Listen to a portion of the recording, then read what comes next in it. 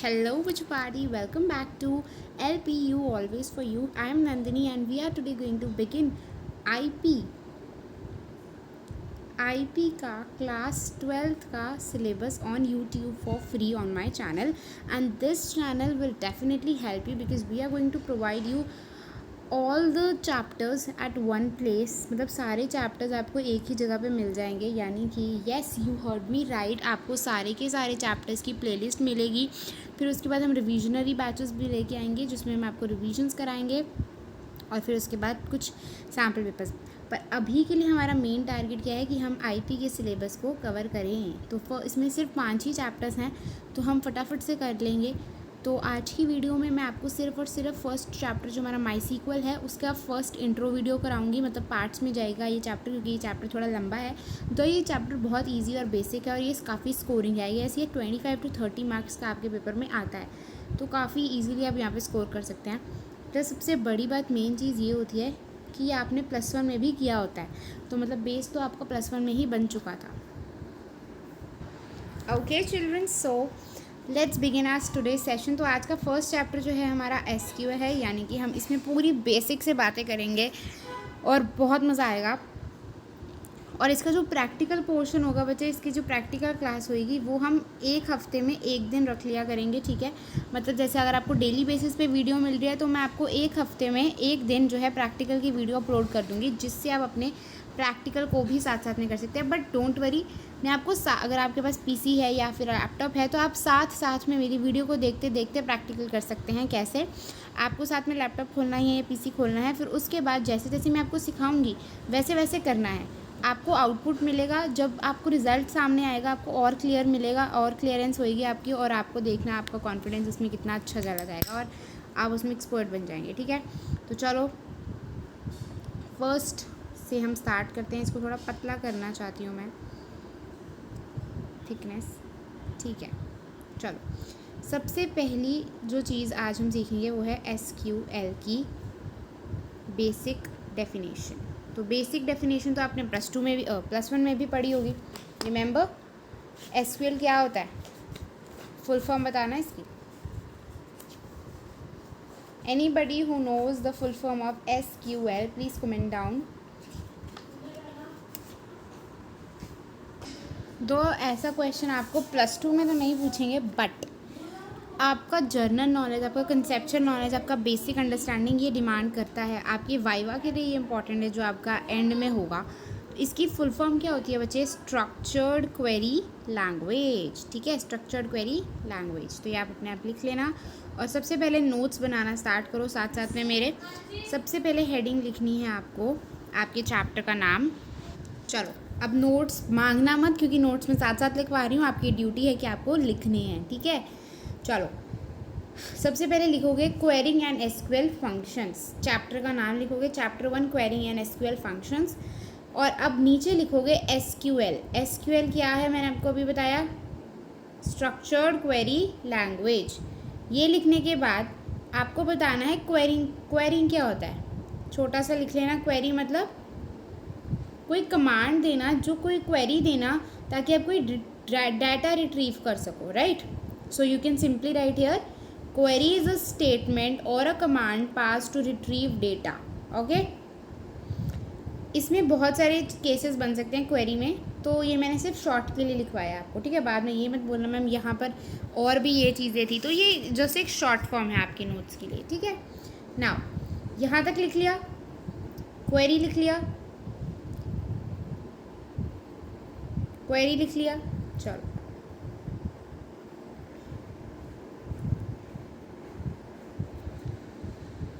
चलो अब आ जाओ मेन चीज़ पे, जो आपका चैप्टर बोल रहा है कि क्या पढ़ने वाले हो। हम पढ़ने वाले हैं SQL कमांड्स और बहुत सारे फंक्शंस, बहुत सारी क्वेरीज जो हमें डेटाबेस में चाहिए होंगी। To what?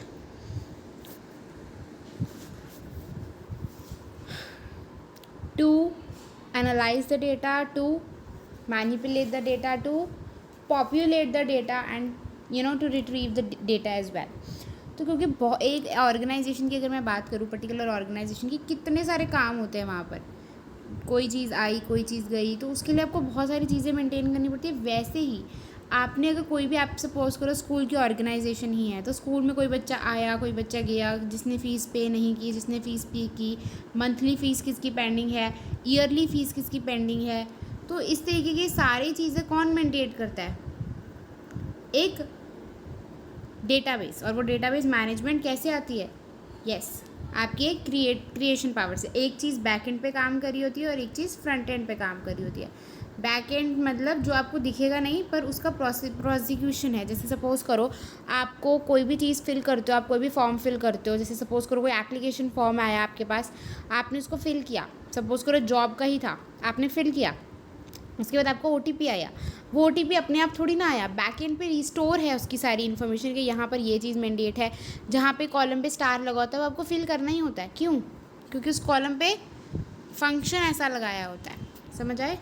अभी तो ये हम बहुत ही ज़्यादा +2 में तो इतना हार्ड है नहीं, हार्ड कहने का मतलब है इतना वो नहीं है कि आपको हल्का सा भी इसमें कुछ भी प्रॉब्लम आए, बट हाँ इज़ वेरी सिंपल। ये क्या हो गया? इज़ वेरी, ये मोटा ही है। Is very simple to just analyse what you are going to learn. ठीक है, आपको याद भी रखना है, प्लस आपको आगे जाके भी ये काम आएगा। ध्यान रखना, eight the end of this year जब आप ये सारा पढ़ चुके होगे ना, तो आपको बहुत मज़ा आएगा। ठीक है, ये हो गया। आगे चलें। सीक्वल और क्वेरी लिख लिया आपने। ठीक है, अब ध्यान से देखना मैं आपको क्या लिखवाने वाली हूँ। Functions in SQL. अब डायरेक्टली आ जाओ फंक्शंस इन एसक्यूएल में। फंक्शंस इन एसक्यूएल क्या बोल रहे हैं हमें फंक्शंस इन एसक्यूएल बोल रहे हैं कि मैम हमारे पास एसक्यूएल मतलब स्ट्रक्चर्ड क्वेरी लैंग्वेज। ठीक है, यहाँ पर आपको हेडिंग लिखनी है फंक्शंस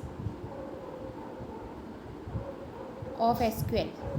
हाँ, आप 2 कलर के पेन यूज़ कर लो, 3 कलर के यूज़ कर लो, बस इससे ज़्यादा मत करना। ठीक है, फंक्शन इज एसक्यूएल। ठीक है, अब कितने फंक्शन होते हैं? बाइफरकेशन करो।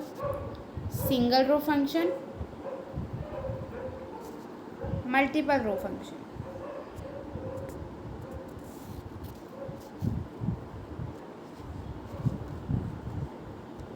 ठीक है, अब आगे आ जाओ। सिंगल रो में आगे बाइफरकेट करो 3 तरीके से।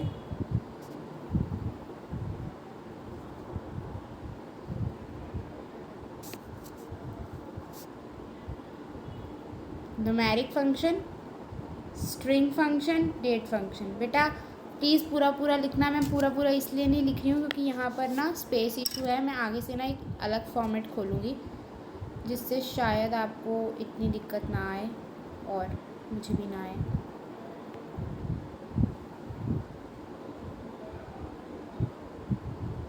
I don't know why this is happening. ये रोज़ पतली नहीं हो रही है। चलो अब ध्यान से समझना। न्यूमेरिक फंक्शन कौन से होते हैं बच्चे?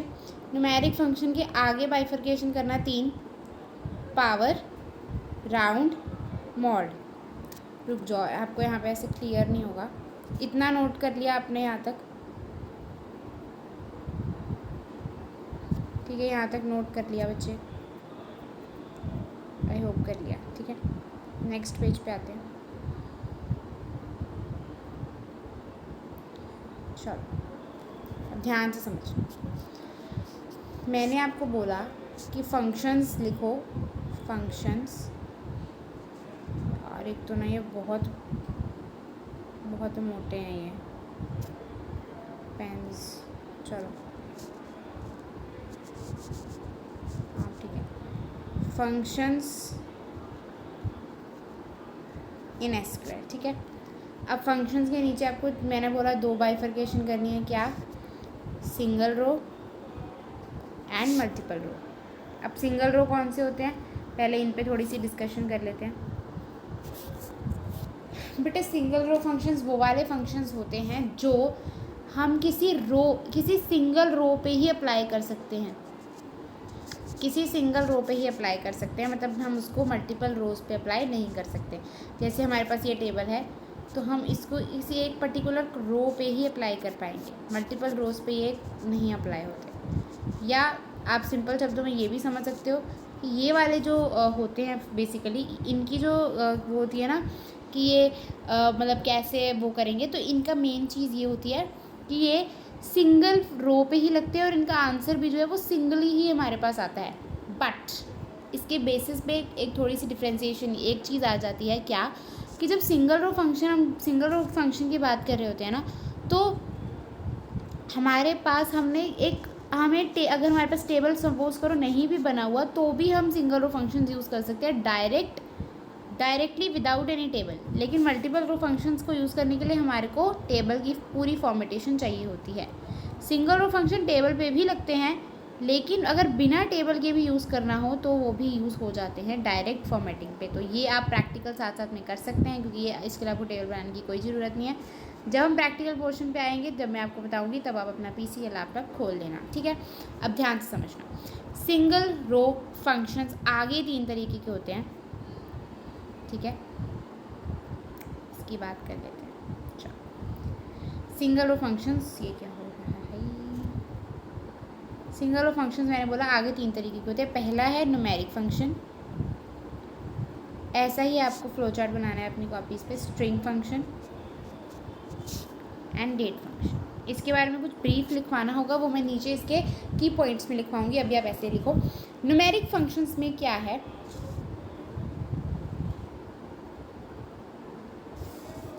देखो न्यूमेरिक फंक्शंस में क्या है बच्चे, न्यूमेरिक फंक्शन आगे 3 तरीके से डिवाइडेड है। पहला है पावर,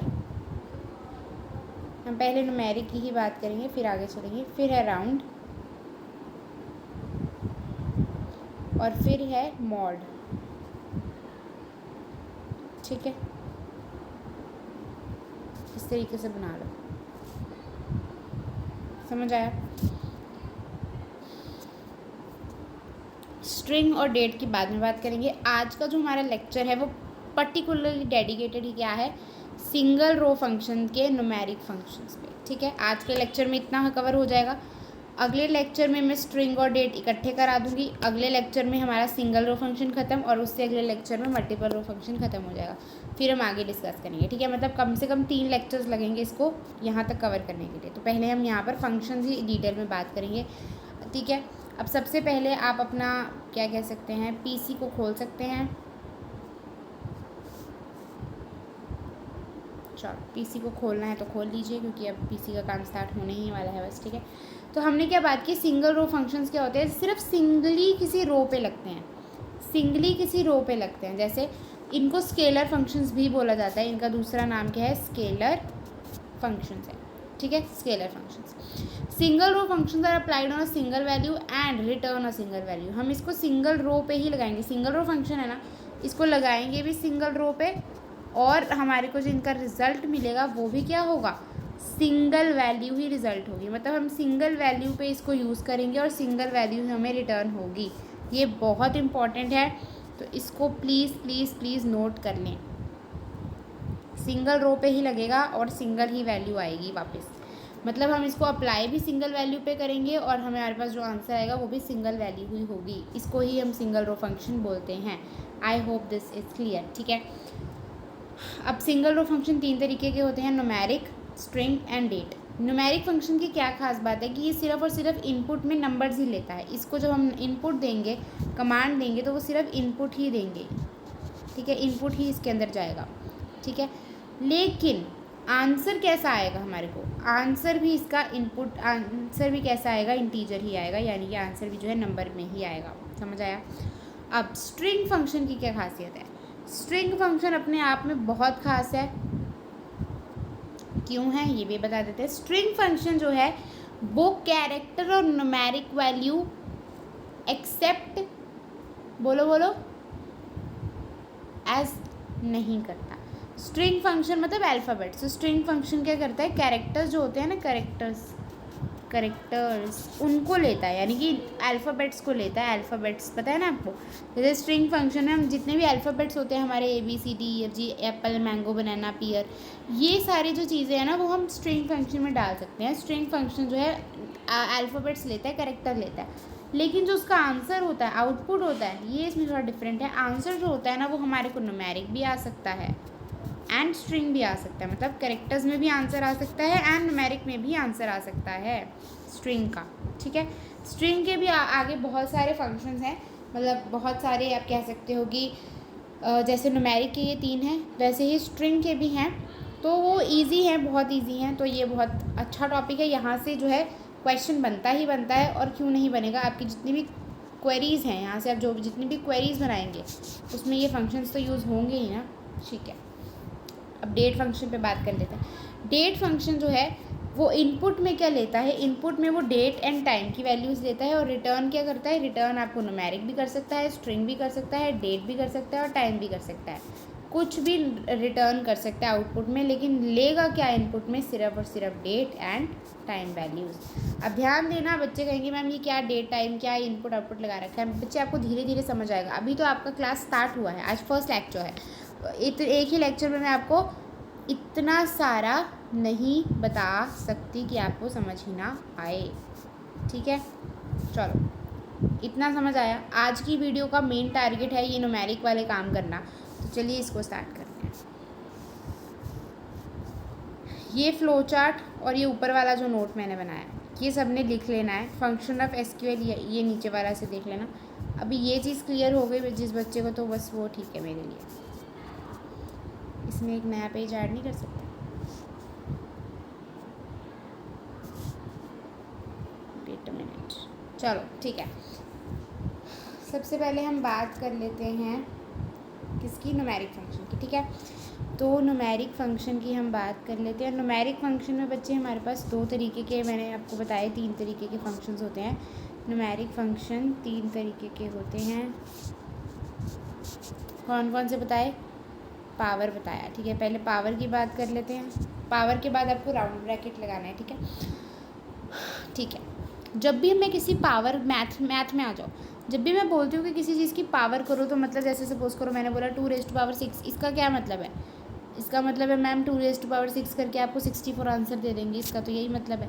तो यहाँ पर भी आपको पावर ही निकालनी है, सेम चीज़ करनी है। यहाँ पर भी आपको आंसर पावर का ही मिलेगा, पर लिखने का तरीका अलग है। लिखने का तरीका आपको जरा हम बता दें यहाँ पर कौन सा फॉलो होगा।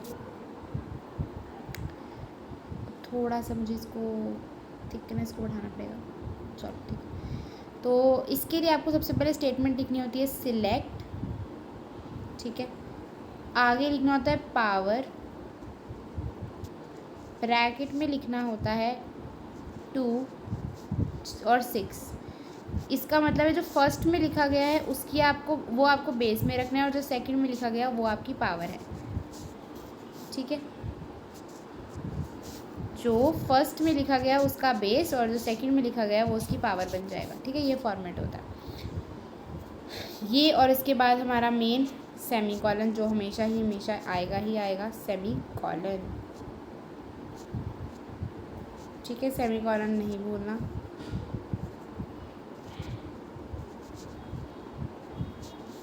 सेमीकोलन, ठीक है। अब ये सेमीकोलन डाल दिया हमने, सिलेक्ट लिख दिया। अब ये आप अपने पीसी पे लिखो, अपने लैपटॉप पे ये सब कुछ लिखो। अगर नहीं है तो कोई दिक्कत नहीं है, इसका आउटपुट में भी मैं लिखवाऊंगी। पहले आप इसको पावर की फॉर्म में लिखो। लिख लिया बेटा, प्रैक्टिकल क्लास में मैं ये सब खुद भी करवाऊंगी, बट अभी प्रैक्टिकल क्लास 1 वीक के बाद आएगी, तो उसके लिए आपको वेट करना पड़ेगा, क्योंकि डेली प्रैक्टिकल क्लास लेना मेरे लिए पॉसिबल नहीं है, क्योंकि उसकी वीडियो एडिटिंग में भी टाइम लगता है, और आप जानते हैं कि रेगुलर क्लासेस आपकी अब आने वाली हैं, तो इसीलिए आपको ये मैनेज करना पड़ेगा। ठीक है, मैं आपको वैसे भी सारी कमांड्स लिखवा रही हूँ। आपको कोई एरर आता है तो कमेंट डाउन कर सकते हैं। ठीक है, सिलेक्ट पावर 2,6, और यहाँ पर ये थोड़ा इरेज करके लिख देती हूँ, सही नहीं गया, 2,6। ठीक है, इस तरीके से लिखेंगे। लिख दिया तो आंसर आपके पास आउटपुट में क्या आ गया होगा, 64। एंटर प्रेस करेंगे, इसके बाद आपको बस सेमीकोलन प्रेस करके एंटर करना है, तो यहाँ पर आपको बस आंसर आ जाएगा। ठीक है, ये आपका क्या आ गया, आउटपुट आ गया। ठीक है, अब अगर बच्चे मैम अगर हमारे पास सिलेक्ट पावर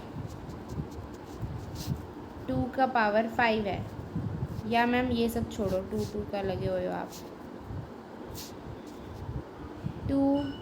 2 की पावर 512 है, तो क्या होगा, बीच में कॉमा देना ज़रूरी है, कॉमा के बिना बात नहीं बनेगी। तो मैम इसका आंसर क्या आएगा, हाँ जी इसका आंसर क्या आएगा, कोई बच्चा बता सकता है मुझे इसका आंसर, बताओ। बिल्कुल सही। अगर आप ये स्टेटमेंट लिखते हो तो आपको एरर आएगा। क्यों आएगा एरर, कोई बता सकता है? कोई जिसने शातिर तरीके से इसको ऑब्जर्व किया हो। जी हाँ, बिल्कुल। सेमीकोलन नहीं लगाया गया है। जब तक सेमीकोलन नहीं लगाएंगे तो एरर ही आएगा। ठीक है, चलिए अब इसकी पावर आप करते रहिएगा, आपको करने की ज़रूरत नहीं है। सिंपल आप पीसी पे अपने लिखो ये सब कुछ एंड आपके पास आंसर आ जाएगा। ठीक है, चलो बढ़िया तरीके से हो गया। ये पहला पावर वाला समझ आया। अभी एक चीज़ और है पावर वाले में, ये सेम स्टेटमेंट आपने लिखी हुई है ना, कुछ मत करो, अपने पीसी में सिलेक्ट लिखो, लिखा ही हुआ है आपने।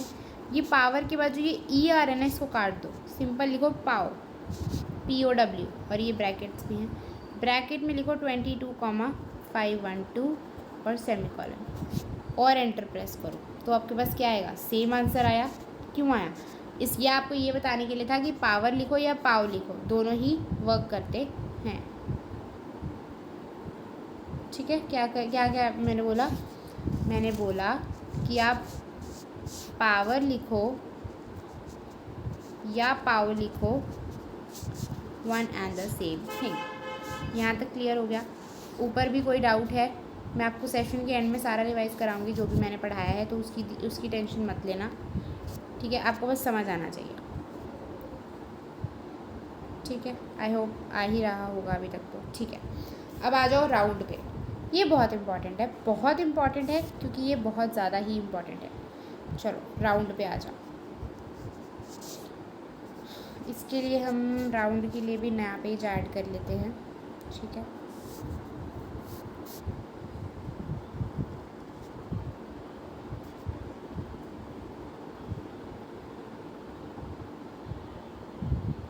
चलिए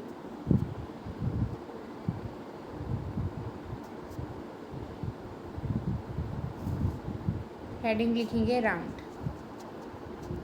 वो आप अच्छे एग्जाम्पल्स ही लिख लेना, जैसे मैंने आपके एग्जाम्पल से कराया है। एग्जाम्पल से ही आपको क्लियर है। मैं आपको रीडिंग के पार्ट में कराऊंगी, उसकी टेंशन मत लो, अभी सिर्फ समझ लो। चलो ठीक है, राउंड में कैसे जाएगा?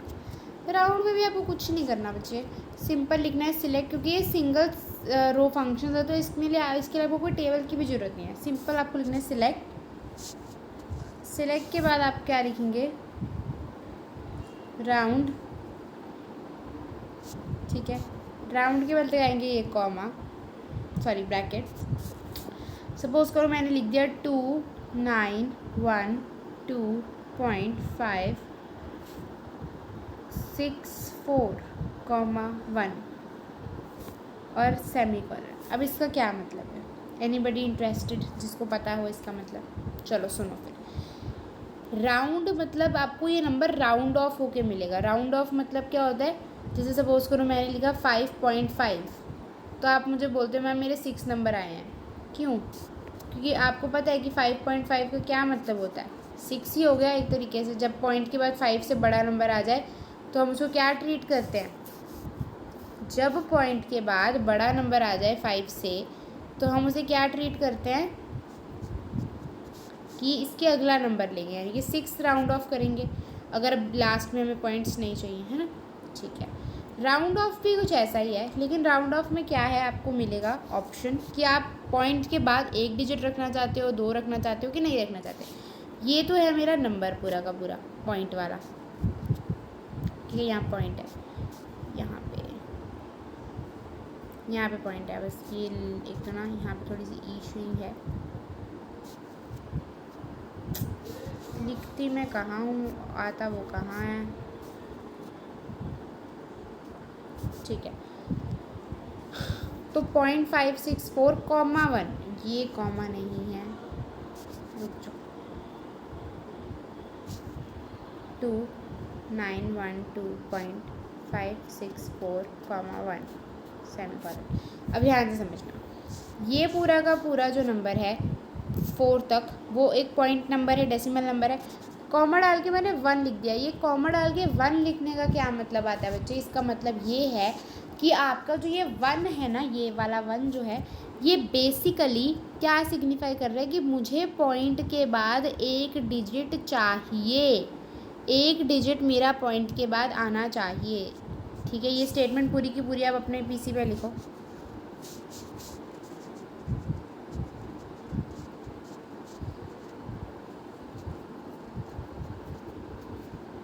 और इसको चलाओ, आंसर देखो क्या आ रहा है। पॉइंट के बाद एक डिजिट आ रहा होगा, आएगा। ठीक है, कैसे इसका फॉर्मेटेशन बनेगा, इसका फॉर्मेट बनेगा 2912.5 आएगा कि 6 आएगा, 6 आएगा। क्यों, ध्यान से समझना। जब राउंड ऑफ करेंगे हम इसका, तो राउंड ऑफ क्या कहता है कि अगर पॉइंट के बाद 5 है तो क्या करना है, पॉइंट के बाद 5 है तो नंबर को इंक्रीज़ कर देना 1 से। अब इसके बाद 6 है, क्योंकि 6 है, 6 भी 5 से बड़ा होता है, तो हम इस 5 को क्या कर देंगे, 6 बना देंगे। सपोज़ करो यही नंबर अगर होता 2912.54, तो इसको 5 ही रहने देते। समझ आई। अब इसमें एक और केस देख लो, लिखो एग्जाम्पल में, सिलेक्ट राउंड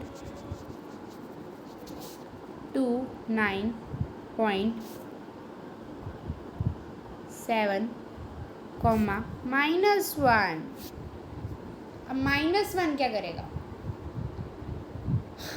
-1 बच्चे उल्टे से देखना स्टार्ट करेगा। मतलब यहाँ पर वो आपका जो डिजिट उठाएगा ना, वो यहाँ से उठाएगा, पॉइंट के पहले वाले से। तो सबसे पहले तो ये इस 9 को 0 बना देगा। फिर अगर ये 9 वाला डिजिट 5 से बड़ा है तो ये अगले वाले को अगला डिजिट दे देगा। अगर तो ये 9 5 से छोटा है, अगर तो ये 9 5 से, मतलब अगर ये 9 की जगह जो नंबर होता वो अगर 5 से छोटा होता तो ये 2 ही रहने देता उसको। फॉर एग्ज़ाम्पल, सबसे पहले तो आप इसको चला के देखें अपने पीसी पर, फिर आपके पास आंसर आएगा। क्वेश्चन नेक्स्ट आएगा, सिलेक्ट राउंड 29.7,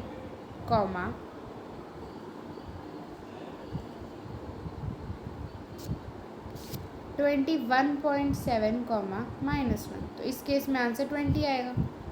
क्यों, क्योंकि यहाँ पर जो -1 वाली प्लेस है वो 5 से छोटी है ना, 1 लिख दी मैंने। उल्टे से यहाँ से देखेंगे, ये -1, ये -2, ये -3। ठीक है, ऐसे समझ आया। फिर उसके बाद अगर नेक्स्ट एग्जांपल देखते हैं, अगर मैंने लिख दिया सिलेक्ट राउंड 21.9, 0 लिखूँ, या फिर एक और केस बन सकता है जिसमें आउटपुट बिल्कुल सेम आएगा इसकी जैसा ही, सिलेक्ट राउंड, सेमीकोलन लगा लेना, 29 पॉइंट या जो भी है 21.9, बस बंद कर दिया। दोनों ही केसेस में आंसर जो है बिल्कुल सेम आएगा। क्यों, ध्यान से समझना। यहाँ पर सिलेक्ट मुझे राउंड करना है और मुझे पॉइंट के बाद कोई डिजिट नहीं चाहिए, मतलब पॉइंट के बाद मुझे कुछ नहीं चाहिए, मतलब मुझे इंटीजर वैल्यू, मुझे एक प्रॉपर नंबर चाहिए, मुझे डेसिमल नंबर नहीं चाहिए। इसका तो मतलब यही है ना कि पॉइंट के बाद कोई नंबर नहीं होना चाहिए। तो ये मेरा 21.9 क्या बनेगा, 21.9 मेरा क्या बन जाएगा, 22 बन जाएगा राउंड ऑफ करके, क्योंकि ये 9 है ना, तो ये इसको बदल देगा। ठीक है, सेम वे यहाँ पर भी आंसर 22 ही आएगा। क्यों, क्योंकि इसके बाद 0 नहीं है, पर बाय डिफ़ॉल्ट ये कंसीडर करा जाता है कि ये 0 ही है। इसके कुछ केसेस करा दिए मैंने आपको, इसके 100 मैनी केसेस बन सकते हैं, वो प्रैक्टिस करना, और कोई डाउट आता है तो पूछ लेना। ठीक है, मैं आपको बेसिक करा रही हूँ, क्यों, क्योंकि आपका फर्स्ट लेक्चर है, इतना सारा मैं आपको एकदम बर्डन नहीं देना चाहती, तो इजी करेंगे। ठीक है, मैं और राउंड के और भी क्वेश्चंस दूंगी, टेंशन नॉट। अब आ जाओ मॉड पे। मॉड क्या कहता है, मॉड कहता है बच्चे, मॉड कहता है कि आपने शायद बचपन में डिवाइड की होगी ऐसे, what is this, okay, divide की होगी ऐसे। जैसे सपोज करो मैंने आपको लिखा 5 डिवाइडेड बाई 2 मैथ्स में, तुम आप क्या करोगे, 2 को यहाँ पर 5 को, है ना, तो यहाँ पर मुझे आंसर दोगे कि मैम 2 2 ज़ा 4 होता है और ये 1 रिमाइंडर बचा। ऐसे ही डिवाइड करते हैं, ऐसे ही करते हो ना। तो ये जो 2 आया ये क्या है, कोई बता सकता है? हाँ जी, ये क्वोशिएंट है। और ये जो 1 आया ये क्या है, रिमाइंडर है। तो मॉड क्या करता है, मॉड जो हमारा मॉड है ना, वो मुझे रिमाइंडर फाइंड करके देता है। मॉड मुझे रिमाइंडर फाइंड करके देता है। अगर आप कहो कि मैम मॉड क्वोशिएंट क्यों नहीं देता, तो बच्चे आप खुद ही बताओ ना, फिर डिवाइड और मॉड में फ़र्क ही क्या रह गया। डिवाइड भी तो मुझे डिवाइड करके क्वोशिएंट ही आंसर देती है। अगर मैं इसको डिवाइड करती तो अब मेरे पास आंसर 2.5 आता, क्योंकि ये क्वोशिएंट बताएगा मुझे। लेकिन मुझे क्या चाहिए, मुझे तो रिमाइंडर चाहिए, तो रिमाइंडर मुझे मॉड प्रोवाइड करेगा। ये तो हो गया मॉड की बात कि मॉड होता क्या है, मॉड बताता क्या है। मॉड बताता है रिमाइंडर। अब मॉड यहाँ पर कैसे काम करेगा, यहाँ पर आपको लिखना पड़ेगा सिलेक्ट मॉड ब्रैकेट में। सपोज करो मुझे दो नंबर्स को डिवाइड करना और रिमाइंडर फाइंड करना है। सपोज करो मुझे चाहिए 21,2। इसका मतलब क्या है कि ये 21 को अंदर रख के 2 को डिवाइड करेगा, 10 आंसर आएगा, यहाँ पर 20 और यहाँ पर रिमाइंडर क्या बचेगा 1। तो रिमाइंडर मेरे पास इसका आंसर कितना आ जाएगा 1 आ जाएगा। आप इसको ट्राई करें अभी के अभी लिख कर अपने पीसी पर। अगर आपके पास नहीं है कोई दिक्कत की बात नहीं है, मैं वीडियो लेके आऊँगी at the end of this week, तो डोंट वरी। या फिर आप और भी चैनल्स को रेफ़र कर सकते हैं। तो यहाँ तक क्लियर हो गया, सिलेक्ट मॉड तक क्लियर हो गया बच्चे। चलो सिलेक्ट मॉड 21,2। अब मॉड में मैम और केसेस बन सकते हैं, तो भी आपको थोड़ा डिटेल में बता देते हैं। पेज ख़त्म हो गया हमारा, चलो कोई बात नहीं, यहीं पे बता देते हैं।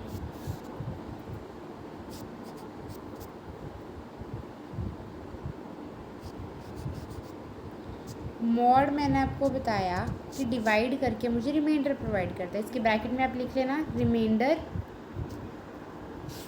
देता है, ठीक है, रिमाइंडर देता है। और अगर आप इसको इस तरीके से बनाना भी चाहते हैं तो रिमाइंडर को इसको दिखा सकते हैं जैसे आपको ठीक लगे। फिर उसके बाद नीचे आपको क्या लिखना है, एक स्टेटमेंट मैंने आपको लिखवाई, सिलेक्ट मॉड 21,2 सेमीकोलन, और आंसर आपके पास आ जाएगा 1, ठीक है। ये आउटपुट आपको ट्राई करनी है, ठीक है।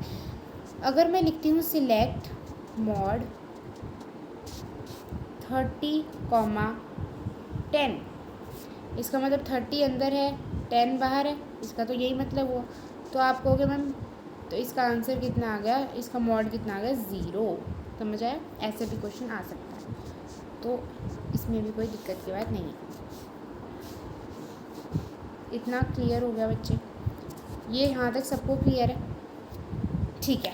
तो सिंगल रो फंक्शन यहीं पे ख़त्म होते हैं। और अब हमने फटाफट रिवाइज कर लेना कि आज हमने क्या पढ़ा।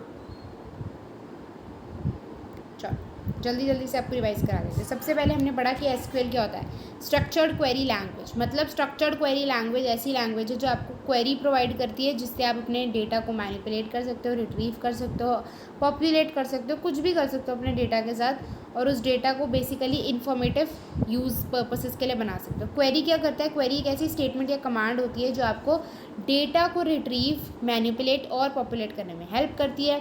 एसक्यूएल, अब आपको मैम क्वेरी और एसक्यूएल में फ़र्क क्या बचे, वो क्वेरी उसकी भाषा है, language, structured query language. Query क्या है, आपको कमांड देनी है, ठीक है। फंक्शंस हमने पढ़े एसक्यूएल के फंक्शंस हमने पढ़े। कितने तरीके के होते हैं फंक्शंस, 2 तरीके के, ब्रॉडली 2 तरीके के होते हैं, सिंगल रो एंड मल्टीपल रो, ठीक है। उसके बाद हमने क्या पढ़ा, उसके बाद हमने पढ़ा कि न्यूमेरिक होता है, स्ट्रिंग होता है, डेट होता है, सिंगल रो फंक्शन के पार्ट्स। न्यूमेरिक में हमने पढ़ा कि न्यूमेरिक इनपुट लेता है, न्यूमेरिक देता है। स्ट्रिंग में हमने पढ़ा कैरेक्टर इनपुट लेता है, लेकिन आउटपुट में क्या दे सकता है, इनपुट भी दे सकता है, कैरेक्टर भी दे सकता है इनपुट आउटपुट में, और नंबर्स भी दे सकता है आउटपुट में। डेट में हमने पढ़ा कि डेट और टाइम क्या है, डेट जो है बेसिकली डेट और टाइम को एज इनपुट लेती है, और आउटपुट में ये डेट भी दे सकती है, टाइम भी दे सकती है, कैरेक्टर भी दे सकती है, और स्ट्रिंग भी दे सकती है, और नंबर भी दे सकती है। 2 कैरेक्टर और स्ट्रिंग एक ही बात है, ठीक है, समझ आया। मल्टीपल रो फंक्शंस पूरे टेबल पे, पूरे कॉलम्स में लगते हैं, मल्टीपल रोज पे लगते हैं। Single row function single row पे लगते हैं, और सिंगल ही रो की वैल्यू रिट्रीव करा कर आंसर में देते हैं। मतलब किसी सिंगल कॉलम में लगेंगे और किसी सिंगल कॉलम में ही आंसर प्रोवाइड करेंगे। समझ में आया, चलो। फिर हमने न्यूमेरिक फंक्शंस की बात की थी। न्यूमेरिक फंक्शंस कितने तरीके के होते हैं, पावर, मॉड, राउंड, ये तीनों हमने डिस्कस कर लिया।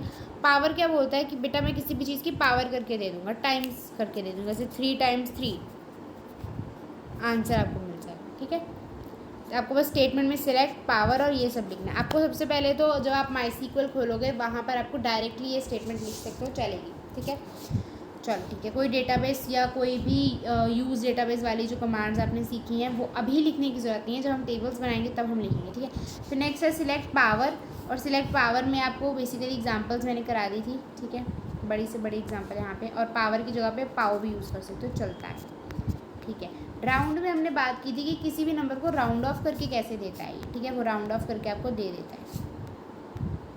इसमें आप बहुत सारे केसेस प्रैक्टिस करना, कहीं डाउट आएगा तो मुझसे पूछ लेना, राउंड इम्पॉर्टेंट है, बार बार बोल रही हूँ, ठीक है। फिर आता है मॉड। मॉड में हमने बात की थी कि किसी भी चीज़ को डिवाइड करके जो रिमाइंडर बचता है ना, वो हमें मॉड आंसर देता है, ठीक है। तो वो हमें स्टेटमेंट लिखनी है सिलेक्ट मॉड, और ये आंसर आ जाएगा हमारे पास, ठीक है। सेमी कॉलन जरूर से लगा देना, यहाँ पे रह गया, ठीक है। एक और चीज़ लास्ट जो मैं आपको इस वीडियो में बताना चाहती हूँ, ट्रंकेट। ट्रंकेट नाम का भी एक फंक्शन होता है, ट्रंकेट, दो आपकी बुक में गिवन नहीं है NCERT में, बट इम्पॉर्टेंट है, not from the exam point of view, लेकिन जो चीज़ आप पढ़ रहे हो एटलीस्ट आपको उसकी पूरी नॉलेज होनी चाहिए। जैसे पावर है, राउंड है, मॉड है, वैसे ही ट्रंकेट भी एक न्यूमेरिक फंक्शन है, जो क्या लेता है, जो उसकी स्टेटमेंट होती है select truncate n, d। n, d क्या होता है, n में आप कोई भी नंबर दोगे, d में आप कोई भी जितने भी डेसिमल प्लेसेस आपको चाहिए। फिर आप कहोगे मैम ट्रंकेट और राउंड में फ़र्क ही क्या हो गया। ट्रंकेट आपको राउंड ऑफ नहीं करता, राउंड ऑफ जो है आपको राउंड करके देगा, लेकिन ट्रंकेट क्या करेगा, ट्रंकेट एज इट इज़ आपको नंबर देगा जितने भी डेसिमल प्लेसेस तक आपको चाहिए। सपोज मैंने लिखा सिलेक्ट ट्रंकेट, और n की जगह पे मैंने नंबर दे दिया 2.53, 2.52 दे दिया, और कॉमा डाल के दे दिया 0। तो अब ये जो 2.52 है ये मुझे क्या देगा, मुझे आंसर में ये ये मुझे आंसर 3 नहीं देगा जो राउंड देगा, ये मुझे आंसर 2 ही देगा। ये मुझे पॉइंट से पहले वाला जो है वो देगा, क्यों, क्योंकि 0 डेसिमल प्लेसेस मैंने मांगी है, कॉमा के बाद डेसिमल प्लेसेस जो है वो मैंने मांगी 0 है, तो ये मुझे आंसर क्या देगा, आंसर देगा 2, क्योंकि वो डेसिमल प्लेसेस के बाद वाला फिर नंबर ही नहीं उठाएगा, ये राउंड ऑफ नहीं करता। सिमिलरली अगर इस 0 की जगह मैंने 1 लिख दिया होता तो ये मुझे 2.5 दे देता, 2 नहीं देता। समझ आया, ये राउंड ऑफ नहीं करता, ये एज इट इज़ बस नंबर उठा के दे देता है। समझ ही लिया इतनी बात। अगर हाँ, अगर ये -1 होता, -1, तो क्या करता, अब क्योंकि यहाँ पर और नंबर नहीं है तो मेरे को यहाँ पर एक नंबर ऐड करने दो। मैं लिखती हूँ 235.63, -1। अब -1 है मतलब पीछे से चलेगा, पीछे से चलेगा तो ये 5 से स्टार्ट होगा, 5 को 0 बना देगा। अब क्योंकि 5 था तो ये जो 3 है वो क्या बनेगा, 6 राउंड ऑफ में, यहाँ नहीं, ट्रंकेट में नहीं, ट्रंकेट में -1 से उठा रहा है तो जो नंबर से उठा रहा है बस उसको 0 कर दो। ये 5 से उठा रहा है ना, तो 5 को 0 कर दो, 230 आंसर आ जाएगा। समझ आया, मतलब जहाँ से उठा रहे हो ना वो -1 क्या करेगा, पीछे से जाएगा और उसको 0 करता जाएगा। अगर ये -2 होता तो 200 हो जाता, 3 भी 0 हो जाता, 5 भी 0 हो जाता इन केस ऑफ ट्रंकेट। लेकिन अगर राउंड का केस होता, -2 होता तो क्या होता, 5 0 हो जाता, 3 0 हो जाता। लेकिन अगर ये 3 जो है, 3 की जगह पे 5 से बड़ा नंबर होता तो आंसर 300 आता, और अगर 5 से छोटा नंबर जैसे कि ये 3 लिखा हुआ है तो आंसर 200 ही आता। तो इस तरह के केसेस बच्चे प्रैक्टिस करना। मैं आपको थोड़े से क्वेश्चंस दूंगी भी, बट जब दूंगी जब आपको थोड़ा बेस बन जाएगा। आज की वीडियो के लिए इतना ही। Thank you so much for watching and do subscribe to my channel. पूरा का पूरा IP का सिलेबस हम यहाँ पे कवर करने वाले हैं। सो ये एक इंट्रोडक्टरी लेक्चर था जिसमें हमने सिंगल रो फंक्शन के न्यूमेरिक फंक्शन कवर किए। नेक्स्ट वीडियो में स्ट्रिंग और डेट कवर करेंगे, और फिर उससे नेक्स्ट में मल्टीपल रो फंक्शन। तो इस स्ट्रैटेजी को फॉलो कर रहे हैं तो do like, share and subscribe to my channel. Thank you so much.